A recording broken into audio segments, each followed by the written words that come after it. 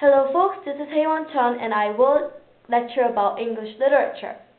In today's video, we'll cover 4 poems during the Renaissance period, which is 1485 to 1660. The poems are The Passionate Shepherd to His Love by Christopher Marlowe, The Nymph's Reply to the Shepherd by Sir Walter Raleigh, and To the Virgins to Make Much Money by Robert Herrick, and lastly To His Coy Mistress by Marvell. During the Renaissance period, the educated people began to embrace an intellectual movement known as humanism. People study humanities, the subject of study, that are concerned with the way people think and behave, for example, literature, language, history, and philosophy. They combined traditional Christian thoughts with classical ideas and taught people how to live and rule. And the invention of the printing press helped spread books and ideas and emphasize the humanities. Now, moving on to the poems. The first poem is The Passionate Shepherd to His Love. The poet Christopher Marlowe, whose career ended about the same time that Shakespeare's began. And about the poem, this poem is the most famous English pastorals which are not realistic but idealized.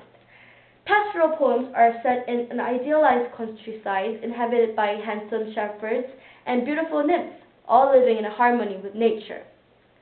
This gives pastoral poems an artificial characteristics and does not really correspond to their native characters and setting. Many pastorals express a longing or nostalgia for simpler and more innocent times. This poem is a part of Carpe Diem tradition. Carpe Diem poem is called To Seize the Day, and this poem shows one of the Carpe Diem traditions, which is shown in the first word in the first stanza as come, which is a tone of imperative sentence. Imperative sentence is a grammatical sort of sentence that expresses an order. Subsequently, there are 2 other sort of sentences which are declarative and interrogative. The declarative sentences are used to declare or to state something firmly and clearly. And lastly, the interrogative sentence is used to question. And moving on to the third stanza, you notice that lines 7 and 8 are grammatically incorrect, purposely made to make rhyme, like falls and galls rhyme, which is a masculine rhyme. And there are, talking about the rhymes, the kinds of rhymes, there are 3 types of rhymes considered, which are masculine rhyme, feminine rhyme, and half rhyme, which is also called as I rhyme. Masculine rhyme are rhymes that when last syllable is accented, like fire and tire. And feminine rhyme is when 2 or more syllables rhyme, like painted and tainted. And lastly, the half rhyme or the I rhyme it sounds different, but it rhymes, like moon and on.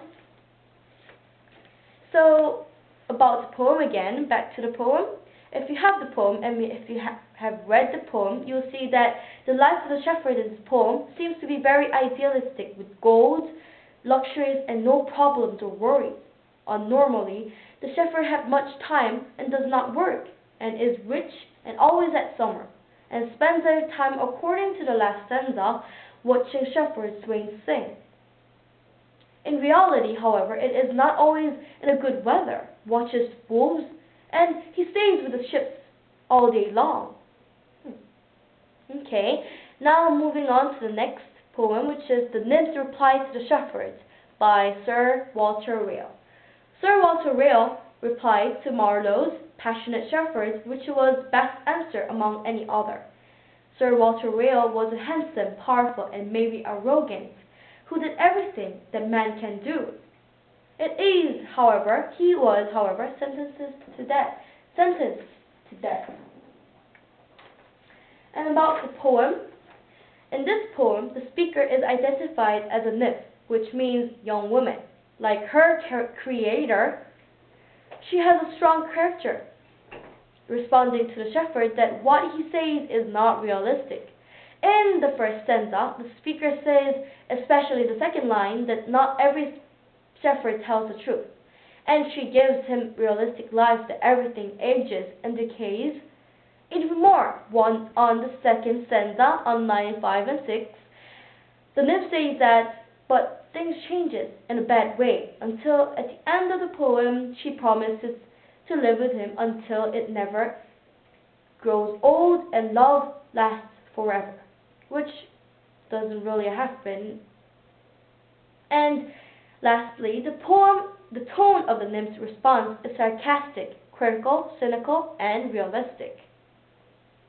Okay, that's about the second poem. And moving on to the next poem, the third poem, which is To the Virgins to Make Much Money by Robert Herrick. Robert Herrick's most popular poem, he was like a very steeped person, imposing pageant costumes created in ritual on English country folks in his own household, pretending to be an ancient Roman. Okay, now next to about the poem. The poem is famous because of the first line of this little lyric, which has been a metaphorical part of our language ever since the 19th century, when Herrick was discovered by people interested in the Renaissance literature. Instead of cursing one woman, as in most Carpe Diem poem, Herrick addresses all virgins or young women. As you learned in the poem, The Passionate Shepherdess' Love, the Carpe Diem tradition has a characteristic that the words show a tone of imperative sentence. And this poem also shows a Carpe Diem tradition, as the word says together in the first stanza. Together in the first stanza.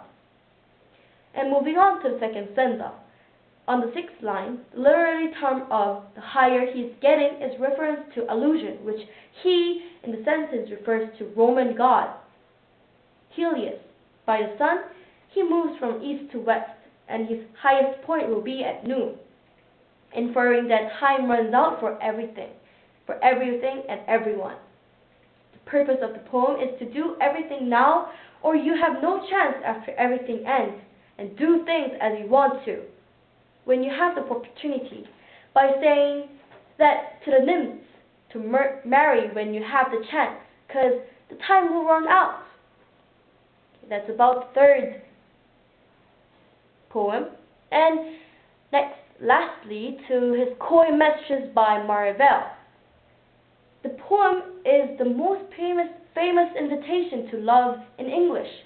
Nobody has ever assumed that Marvell, a bachelor, was writing a particular woman, writing to a particular woman. Yet the poem is much deeper than others of its kind. Its speaker dwells in the details of human mortality with morbid precision to make his beloved feel that even immoral behavior, while alive, is preferable to being good but dead. The title could be rephrased as To His Cold, Steadfast Girlfriend. At times, mistress did not mean a sexual partner. Moving on the fifth and eighth line, there is a literary element which is hyperbole, meaning overstatement or exaggeration. And it continues till the line 20. And moving on the line 21 to 22, the literary element is personification. In these lines, he is comparing time with winged chariots, and this image makes you see that the swiftness of the flow of time. And on line 31 to 32, the literary element is hyperbole, meaning understatement or statement that makes something seem less important or serious. And in both poems, To the Virgins to Make Much Money and To His Coy Mistress, you can see that those poems consider time. And Herrick says that diminishing time diminishes a person's chance to marry, and Marvell says that flow of time brings loss of beauty, decay, and closer to death. Moreover, in the poem To the Virgins, the poet Herrick says that marry when you have the chance and time, which Marvell would feel that one should marry when he or she is young. In both poems, the image of the sun appears. Herrick, on line 5 to 8, uses allusion to tell you that time is finite, it ends. And Marvell says to live as well as you can, live so well as if you can outrun time by doing everything one can do. And this is about the end of this lecture, and I hope that you enjoyed it. And if you have any comments or compliments or critical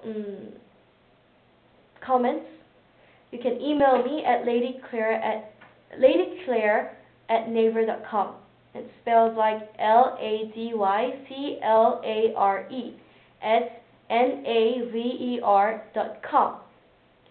I hope you enjoyed it, and good night.